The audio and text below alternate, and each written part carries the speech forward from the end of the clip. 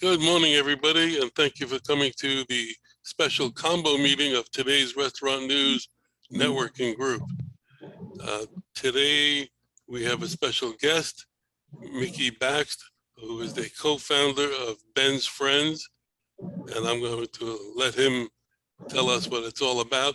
But for those of you who may be looking on YouTube and want to reach us, because we are a group of vendors in the food service industry who are here trying to help each other, as well as help restaurateurs who might have a problem that they can't seem to solve, especially now with the hurricane damage around. You should be looking for other sources and other resources in the industry, and we can provide that. So if you want to come to a future meeting, give us a call at 561-620-8888 or go to our website at trnusa.com. And I want to introduce you to Mickey, who, as I mentioned, is the co-founder of Ben's Friends, which is an organization that tries to help people who have a drug or alcohol dependence problem. So, Mickey, I'm going to call on you to enlighten us, and thank you for coming. Great, thank you, Howard. And just to clarify, you told me it was an hour and 45 minutes I should speak? No. Is that correct? No. If you want okay, to, we'll be here. You. All right, I'm joking. Hello, everybody, and thanks for listening to me. I'll keep it relatively quickly, but I heard Howard say most of you are vendors, and the fact of the matter is I need your help. And I think the restaurant industry needs your help. A little bit of history. I am a 48-year veteran of restaurants. I retired a couple of years ago to focus full-time on Ben's Friends. My career started in Newport Beach, California, where I opened up a nightclub dinner house on the pier in Newport Beach back in the early 70s. I lost that club. I died on December 14th, 1982. That's literal, not figurative, from alcohol and drugs. They found me in a hotel room. I died on an emergency room table. Luckily was, as I say, jump-started and given a chance to live again. Didn't really work because 3 weeks later, they found me. I woke up in a nut house in a straitjacket, all as a direct result of my drug and alcohol abuse. Today, this December 14th, I shall be 40 years sober, and all 40 years have been in the restaurant. That's a lie. 38 of the years have been spent in restaurants. Once I lost my first restaurant, I realized nightclub dinner house was not a safe place for me, and I entered into the world of fine dining. I have worked at one point or another with literally the greatest chefs in America, whether it's the Kellers, the Ballous, working with Danny Meyer, a whole bunch of them. I've owned a couple of restaurants, and I ran a restaurant for an extended period of time. Home is Charleston, South Carolina. That's back. Here's Ben's Friends. 40 years in restaurants, and I saw countless people lose their lives, lose their careers, destroy themselves in our industry because of alcohol and drugs. It has been an ongoing plague in the restaurant industry that is acknowledged now, being talked about now, but the reality is has been going on for a very long time. If you look at any of the government statistics, restaurant industry has either the first or second highest per capita average of drug and alcohol abuse in any industry in the country. We are a shitstorm for young people who are coming into restaurants, finding a way of life, late night entertainment, long hours, and easy accessibility. And a generation of young addicts has been created. And the result of it is a real problem in our industry. Two things happened in my life. I watched for years. I spoke for years. In 1996, Restaurant Nation News did a feature article about addiction with me on the cover of it. Nobody responded, but people are responding now. And what happened for me personally is watching people destroy their lives. I kept getting sicker and sicker and sicker. And I have a dear friend, he owns a restaurant group called the Indigo Road Group. They have about 30 restaurants. Steve Palmer is his name. He and I would meet every Saturday. He's now 20 some years sober. And we would talk about somebody else destroying their career. And we would say we have to do something, and we did nothing. And then in 2016, for 15 years, I did the premier dinner event for the Charleston Food and Wine Festival. And in 2016, I'm going to throw out names, not to brag, just to give you an idea. But I did a tribute to Danielle Ballou dinner with Danielle there, Danny Meyer there, Ruth Reichel there from Gourmet Magazine, Dana Corwin from Food and Wine, 6 of the greatest chefs in America, a legendary collection of people. And that afternoon before the dinner, I arranged for a private luncheon for all of my guests. And this young kid named Drew Tucci cooked a lunch that literally every chef in the room was handing them his card saying, you want to work with me? You want to work with me? Here's my card, call me.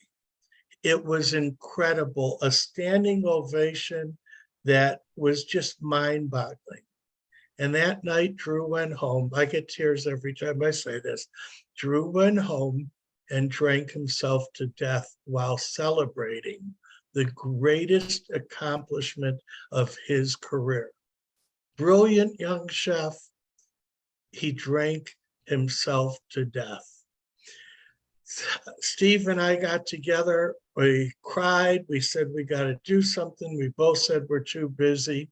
And a couple of months later, Steve was opening another restaurant.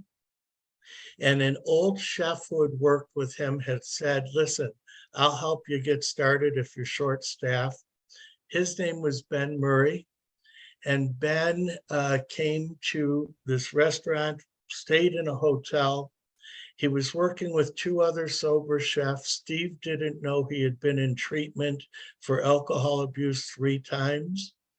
And Drew and Ben didn't show up for work the next morning or the morning after. And Steve went to the hotel and found him dead, surrounded by bottles of booze, bags of dope, and another gun that he took his own life. Both of us said, we've got to do something. I get emotional, I'm very sorry, but I've seen this too much. As a result of Ben's death, we were motivated in Charleston to start a group, and this is me sounding arrogant, but not meaning to be. Both Steve and I had rather large names in the restaurant community, and both of us had tremendous contacts with all the media in town.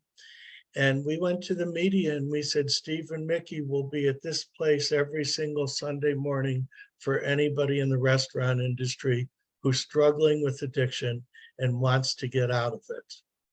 And the first meeting, 25 young people showed up, all of them struggling or already sober. And out of that meeting grew Ben's friends, named after Ben Murray. And now we are in 29 cities live, including, by the way, West Palm Beach, Florida, on Federal Highway. They meet at a place, it's Palm Beach Meats. He does nothing but Wagyu beef there. It's pretty cool. We're in 29 cities. We have national Zoom meetings every day of the week.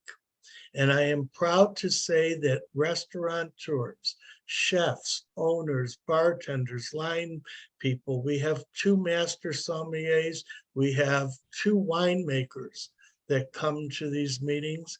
They are coming from around the country. And our goal is to create a network of restaurant people who speak the language, who can talk to these people who are struggling, and we help lift them out of their addiction. I say with enormous pride that all across this country, there are hundreds upon hundreds of people working in the industry today who are sober because of Ben's friends. We have a chef in Austin this morning celebrating years of sobriety. And I have literally sent out texts, group texts, to over 100 people who are part of his network, all of them sober. We believe 2 things. And I think for restaurant industry, this is important because there has been a shift. The reality of the matter is, in my generation, and I'm not proud of this, somebody came in drunk, we said, get the hell out of here, and we fired them. Today, the industry can't afford to lose any more people. And we need to let people know that they can be in the industry, love the industry, perform brilliantly in the industry, and be sober at the same time. That's our message. You don't have to quit the industry that you love, and you can stay sober if you build a community of sober people. My ask of you, because I asked every group this, you are vendors who go out and see other people in the industry. Spread the word. Spread the word about our organization. I'm going to talk to Howard about how to get him a flyer for our national Zoom meeting. And Howard, I'm going to ask you to see how you can get it to all of your people. Sure. But we are here. My wife hates hearing me say this, but I will stop everything for any kid that calls and asks for help. We have people now all around America who will reach out. You have a kid in Des Moines, Iowa, or you have a kid in Fenton, Michigan. We will create a network and help that kid figure out how to stay sober. Why do I say kid? It's a term, but most of the people that do come to us are, 35 and younger. And to me, that's a kid. Most of those in the industry that are realizing and coming to terms with their addiction are younger. We'll create networks. We'll go out of our way. We'll bend over backwards to do everything possible to save anybody in our industry who is struggling with addiction. That's Ben's Friends. My name's Mickey Bakst, and I thank you for listening to this message. Anyways, any questions? Howard, did I speak long enough, too long? You can go longer if you like. I can, well, I'm happy to ask Darren because Darren is nice enough to raise his hand, and I love questions when I speak.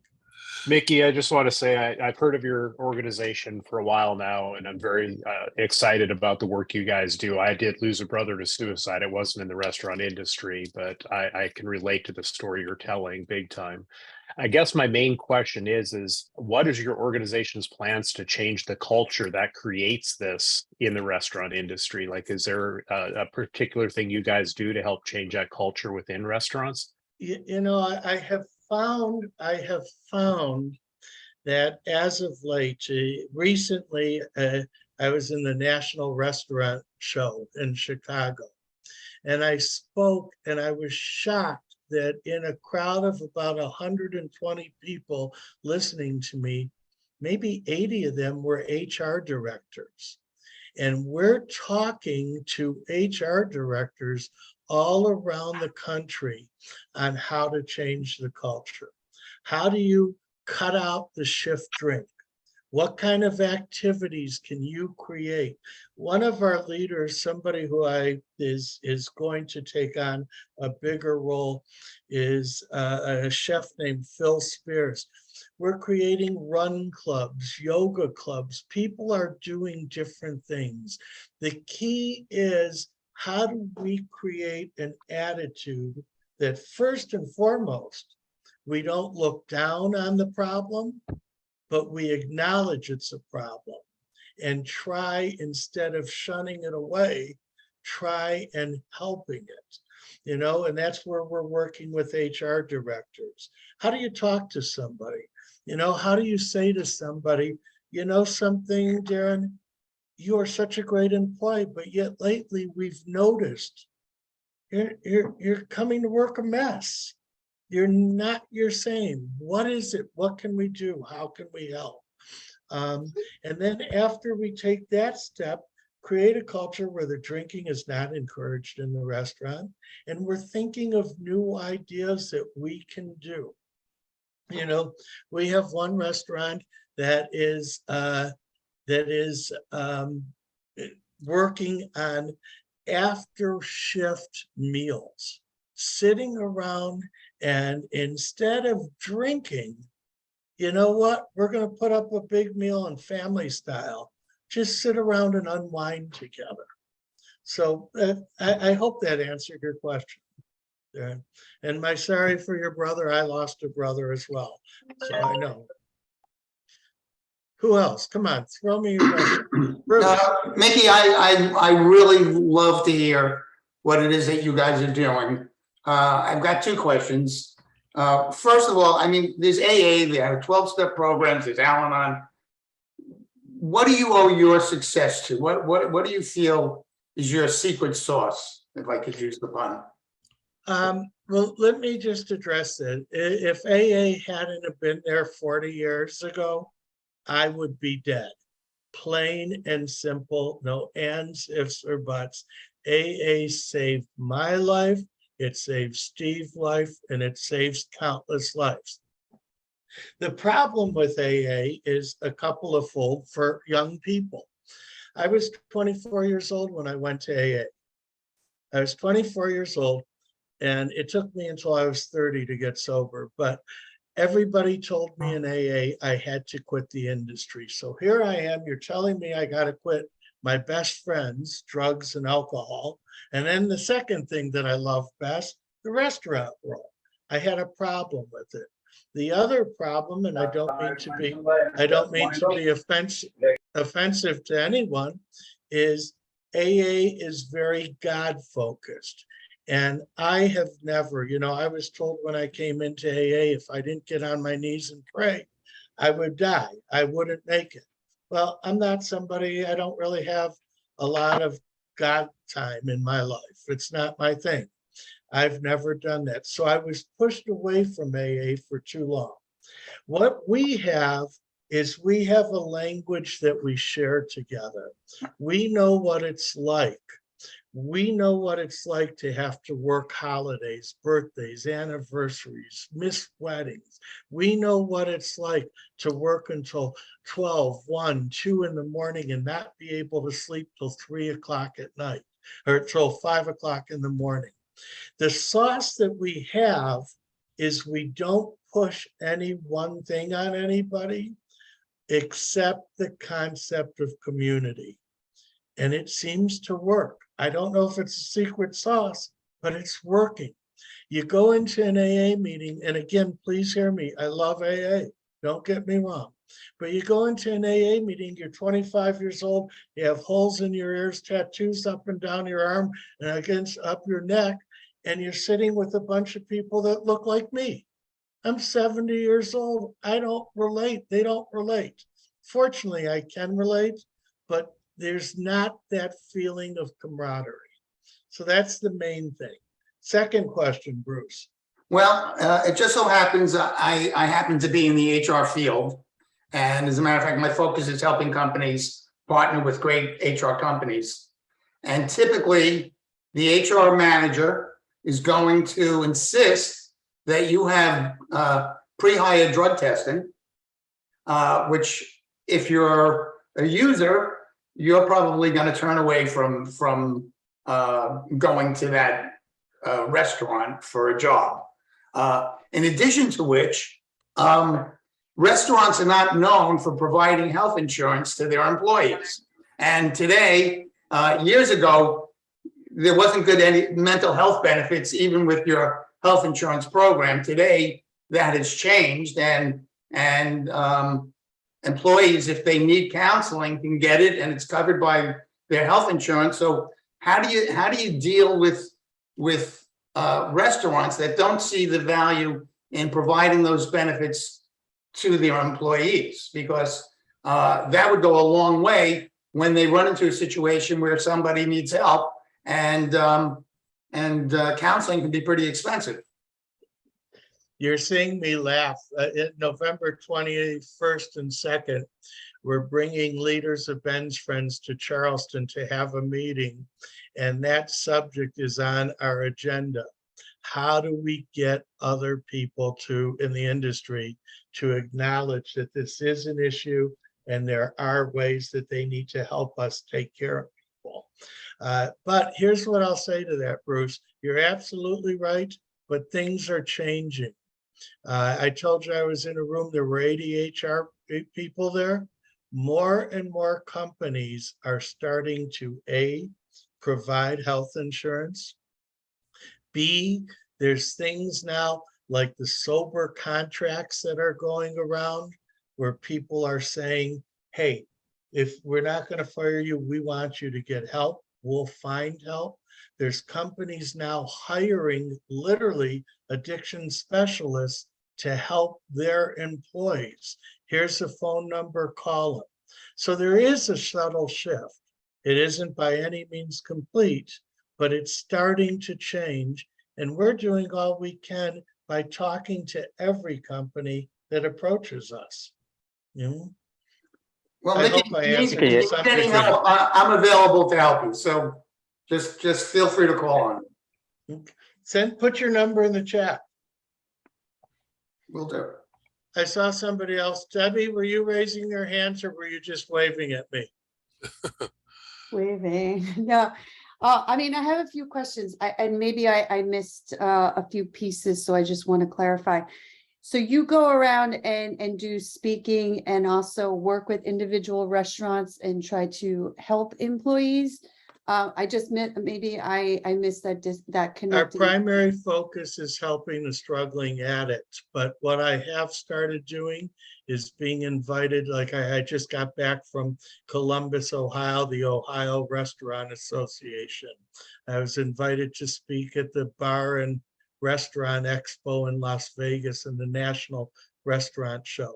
So yeah, I will go and speak to anybody about it, but our primary purpose, Debbie, is to help the struggling F&B worker struggling with addiction. And so you had mentioned that, you know, AA is a strong mix of, you know, the younger generation and of the older. How are people getting in contact with you? Because that's usually the hardest part, is to make that initial phone call, to get in front of somebody and going through that level of asking for help. What is the demographic that you're seeing the most of right now? I'd say 22 to 35 is the demographic. They're finding out about us. Thank God the press nationwide has been phenomenal.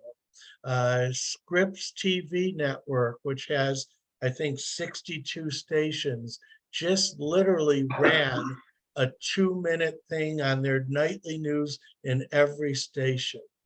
Food and Wine magazine, the New York Times, Wall Street Journal, articles are being written about what we're doing, and they're coming to us through our website, bensfriendshope.com, which by the way is being redone, but it's still there. So I have an email address. I see you, Helen. I'll call you in a minute.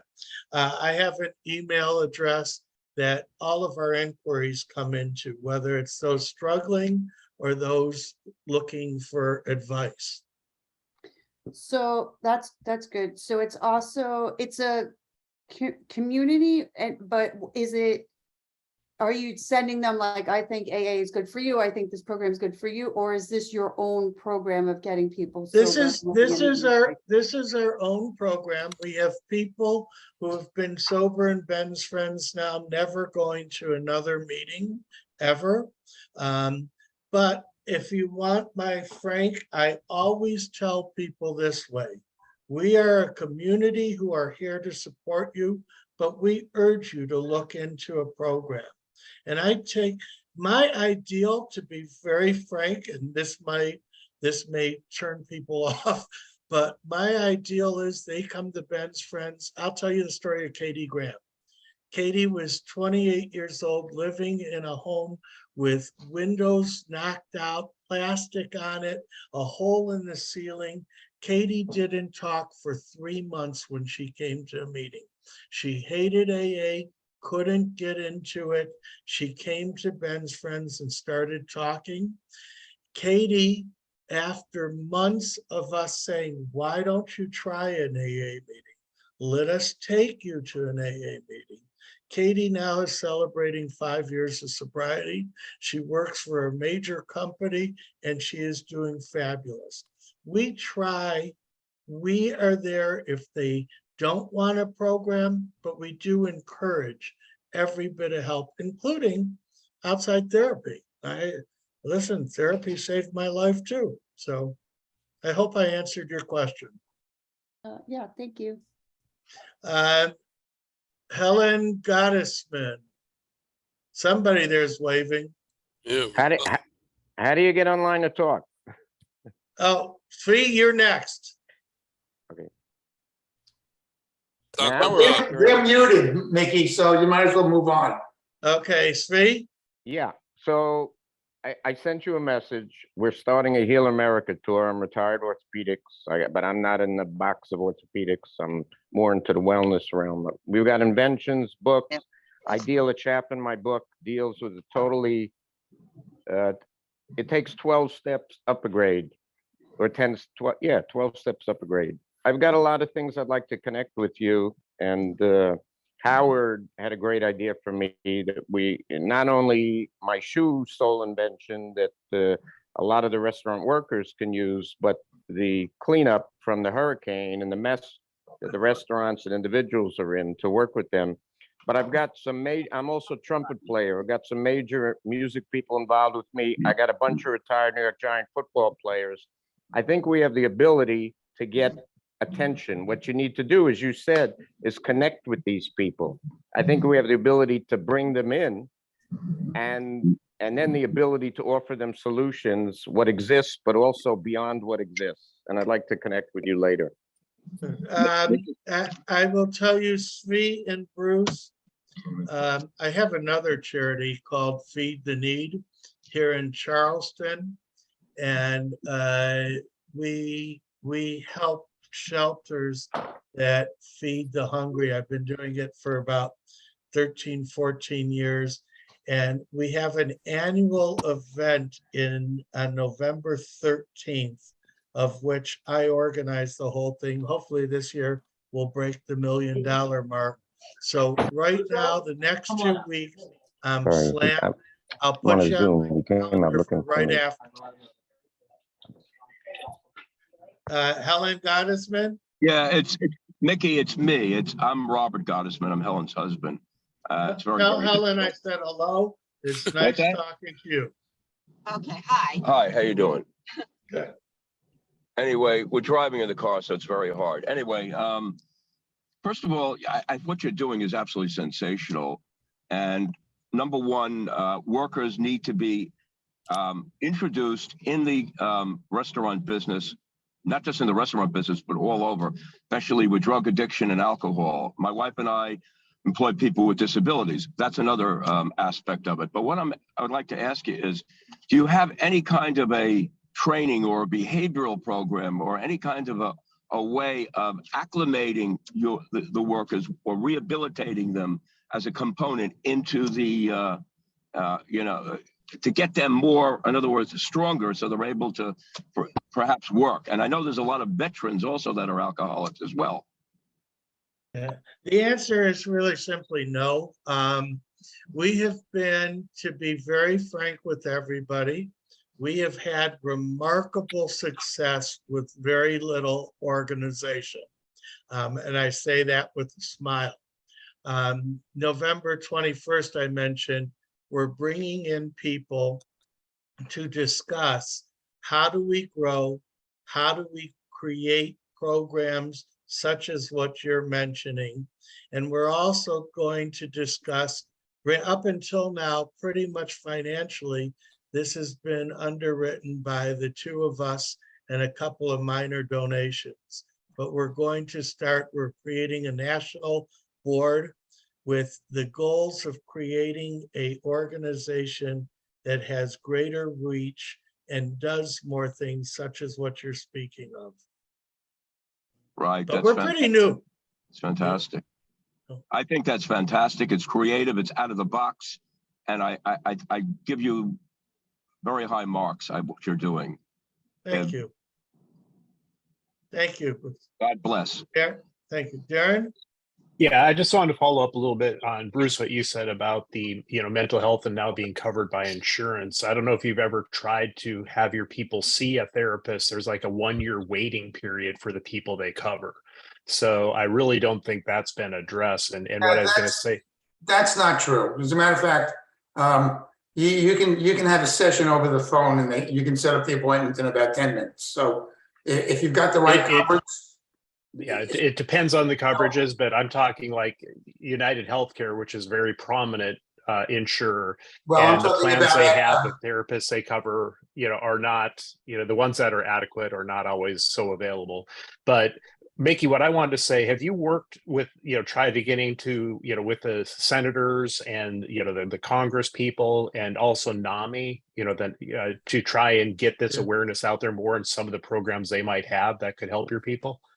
No, not yet. Again, those are things that are down.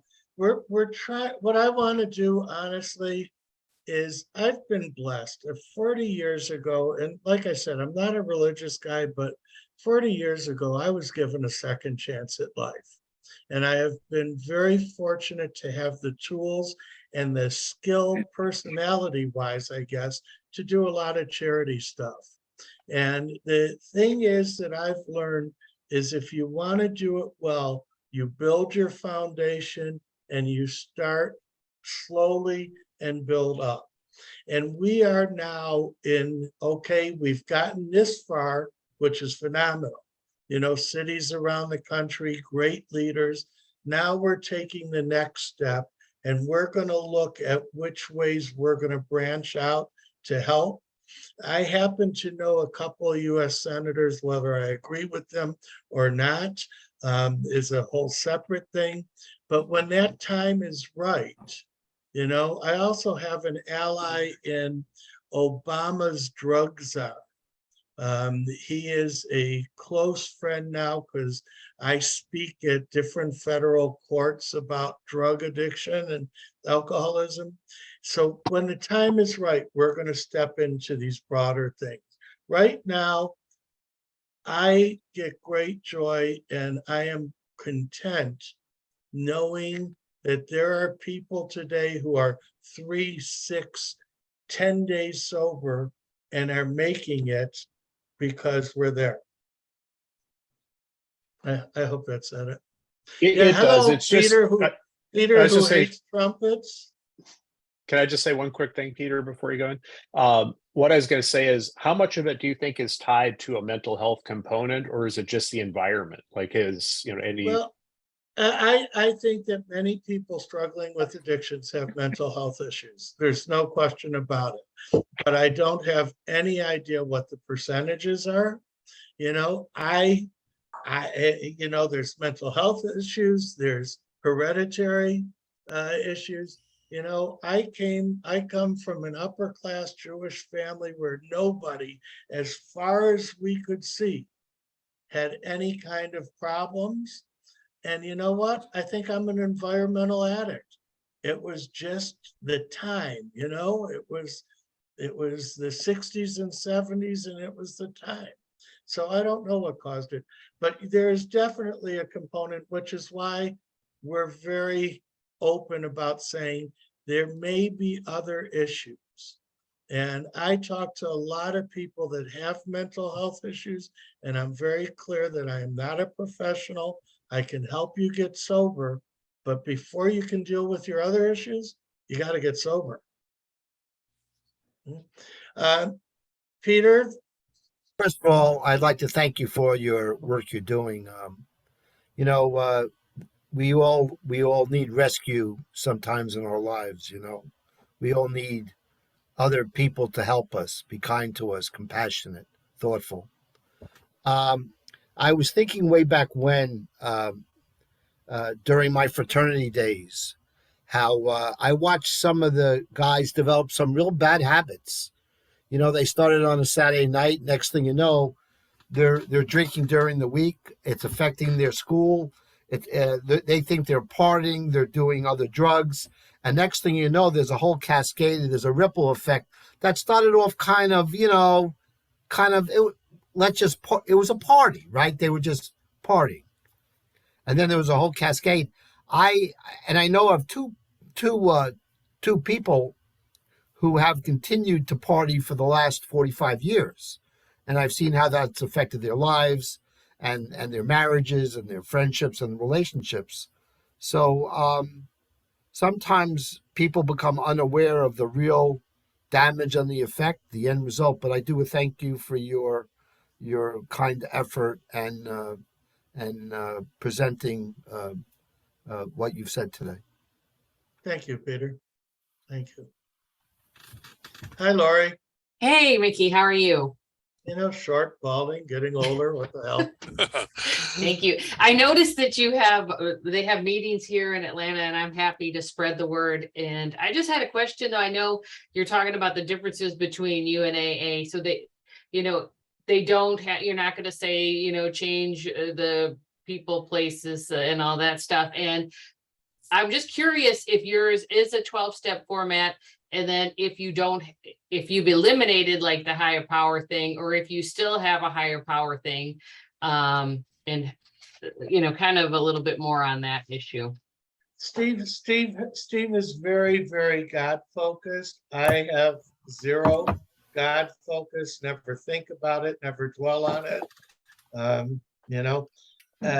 We as a group don't do a lot of God talking, but there are plenty of people that mention that, God is part of their thing. Or do you have a 12-step thing? No, but we're in November, we're contemplating a 4-column, the 4 pillars that we're working on, because we do believe that we're a community, but we also believe that you have to have some structure. And one of the day topics is building our pillars. I happen to believe that there's certain, to get sober, and I don't want to go into a whole lecture, you have to change the way you think. Plain and simple. You have to change the way you think. And as an addict, we think nothing but negative. We have to move to a positive place. We've got to find gratitude in our life. We need to realize that shit happens and we have to deal with it. That we need a community. So there's things that we are going to put into simple words. And it's not going to be a 12-step thing, but all of us who have been sober for a long period of time have a couple of pillars that have been their foundations. And we want to give kids that. It's awesome. Thank you. Thank you. Anybody else? Yeah, are you finding that the increase in fentanyl coming into this country is impacting the industry? Hands down, without a doubt. You know, if you get me started, I just had lunch with the head of a state health department in charge of drugs and in Ohio, and the head of the crisis for the fentanyl issue. It's out. Listen, I've pushed Narcan in restaurants. I believe that we need to, in Charleston, we've got training for restaurateurs to know how to use Narcan. We have employees that are dropping, literally dropping during their shifts. It's terrible. It's horrific what's going on. And you know something? COVID, politics, personalities have pushed the problem to the back. Remember, we were hearing about it a lot 3 years ago. Now they're more prevalent than ever. But when was the last time you saw a news article about it, or a NBC special, or Fox News or CNN do something on it? It's not happening anymore. I think. Mickey, oh, sorry. Go ahead, Bruce. I don't know if it's accurate, but I find that the availability in hospitality versus some other industry makes it a lot harder for people that work in the industry, because it's so much easier to get. It seems to me anyway. How do you get companies to enforce? And do you think it's any help if they can? I don't know how to get them. I think the companies I see have had personal experiences and they've seen within their own organizations. I don't have the answer to how do you get them to do it. I think that let me phrase this in a way that's not offensive.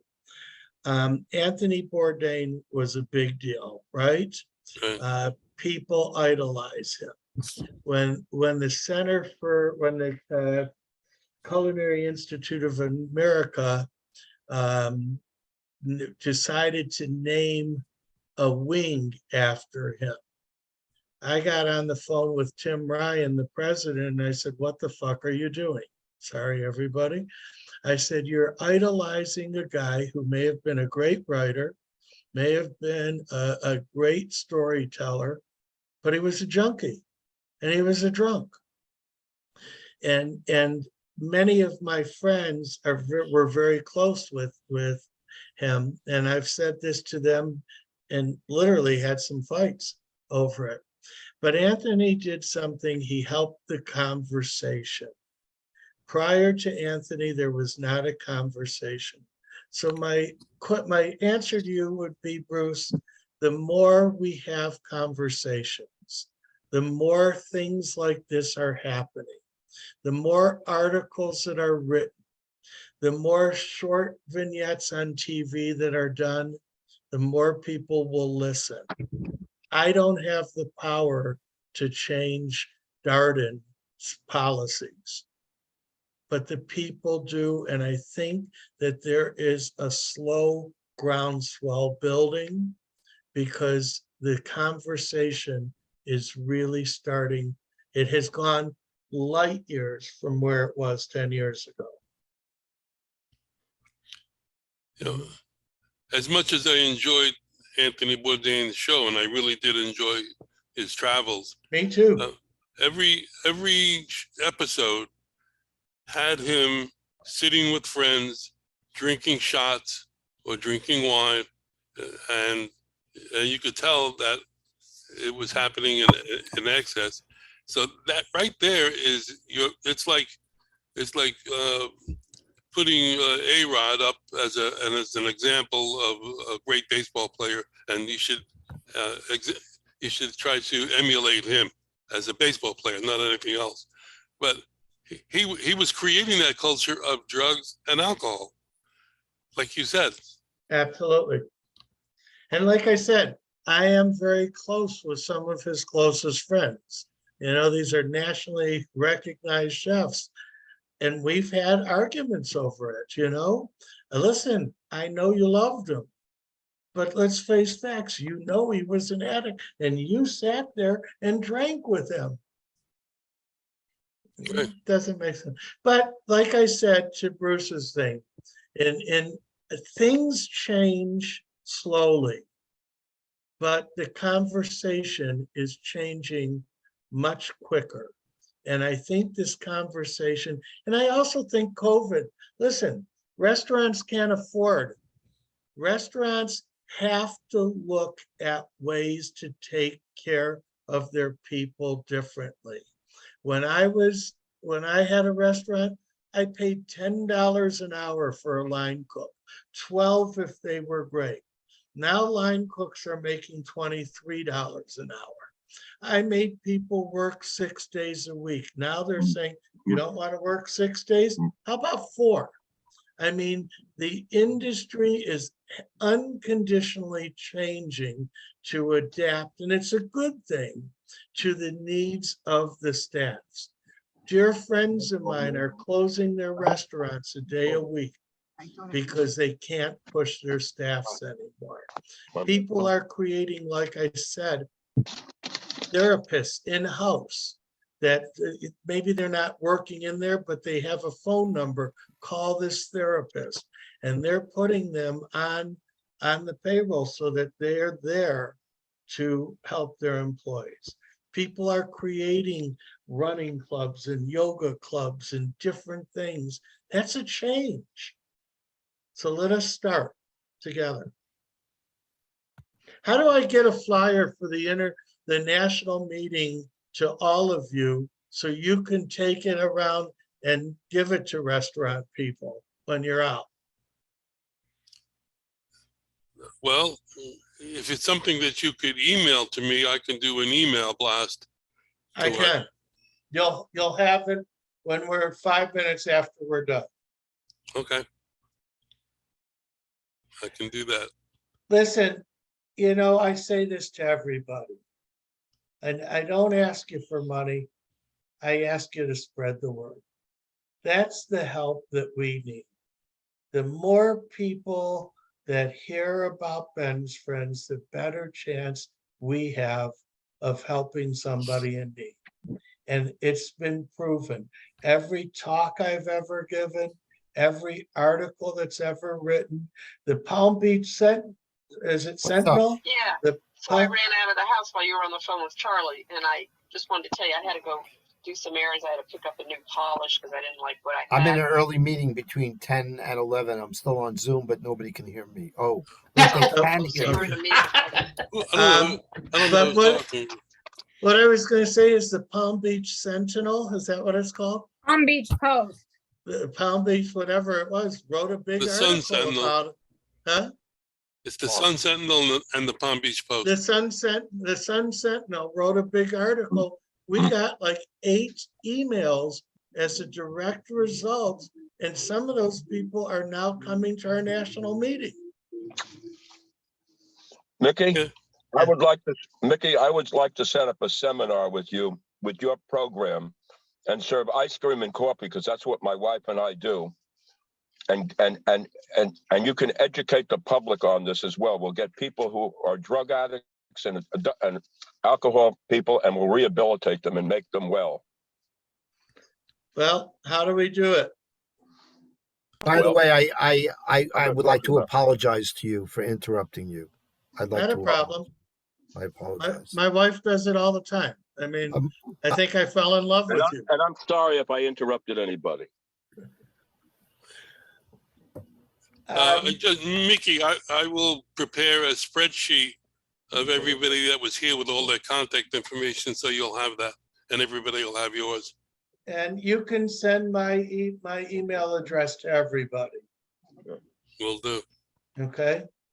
I thank you for listening to me so long. I didn't expect it. Brandon, you're shaking your head, but you never said hello, so I don't know what that's about. Nice to talk to you all. I'm agreeing with you. I like the whole thing. Anybody, any last questions? Anybody have any other questions? Michael, did you want to say anything? Michael Lambert? I know you had. You're okay? And I'll say something real quick. Yeah, Lori probably knows these guys too, but I think they had about, I think 3 or 4 locations. You remember Stephen Welch? Mm-hmm. Yeah. And they had several locations, and Keith McDonald was his partner. And I still keep in touch with Stephen, and he's been sober. It's now about 7 years, but I think that was part of their demise of losing. I think there was about 4 restaurants they had. Yeah, so it was sad. They had some different concepts. They had they were mostly bars, but they were geared towards the English. He was English, Stephen Welch. So, but yeah. Brian, I'm sorry to interrupt. No, go ahead. Yeah, you made me think of something. Most people in our industry know the name Thomas Keller. Most people our age know Emeril Lagasse or Danielle Ballou. Nobody knows Stephen Rose. Nobody knows Gary Edwards. Nobody knows Tom Neer. They were all restaurateurs as talented as the first 3, but they lost their lives to addiction. Mm-hmm. It's mind-boggling how broad and how long this problem has gone on. Mm-hmm. Take care, everybody. Yeah, I want to thank you, Mickey. Mickey, thank you very much for coming and speaking to us. And I'm sure that, we all understand how this problem impacts the restaurant industry on a daily basis. Can I ask Mickey one more question? It's up to Mickey. Of course, Of Lori. course you can, Lori. Oh, okay. I cannot believe our society, and I have young children, and how every show, all these teenagers underage, they just are how is that even allowed in this day and age where it's everybody's drinking it's constant. I don't know how they can show teenagers underage going to a party, drinking, The Vampire Diary, all these shows for kids they're all drinking, and it's all they're pushing it, and it's like the Joe Camel thing with the cigarettes. We stopped that. The Joe Camel's not advertising to children. Now they really are pushing the alcohol on the children, and it's just unbelievable. I don't disagree. I certainly don't know how. Listen, listen, we could spend a week asking how the hell is this shit happening? Yeah, and then people that want to quit, everything. the people that want to quit have the problem. I mean, it's the people that are drinking that have the problem. It's really unbelievable. I could talk about it for days too. It's really annoying, the whole thing. Yeah, Lori, I can sum that quickly. Like at our suicide survivor group meeting, really right now, life sucks. The world sucks. And the drinking is an escape. And that's how it starts. And it is so prevalent. As you said, I've even seen it in middle schools, forget high schools. That's how bad it is.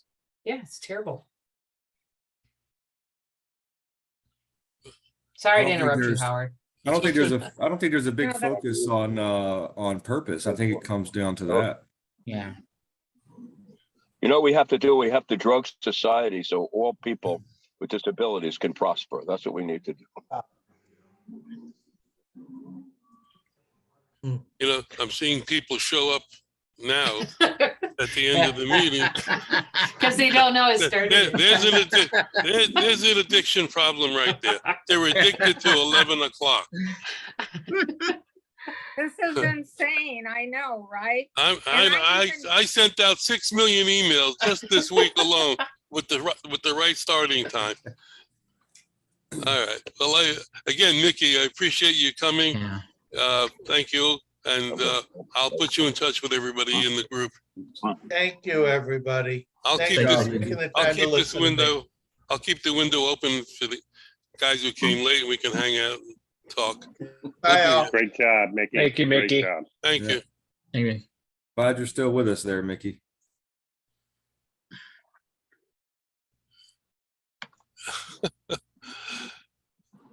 Oh, this is the second crowd. Hey, I was, I'm coming down next Friday, Howard. yeah, you sure? Yeah, we're flying in at probably, I think it's like 1:30. I thought it was Thursday you were coming. Now, I was and originally, but we're gonna fly down on Friday. So if you want to pick out a place, what about 5:30? And you gotta give me, where are you staying? I posted it last week, but I can tell you here in a couple. I never got it.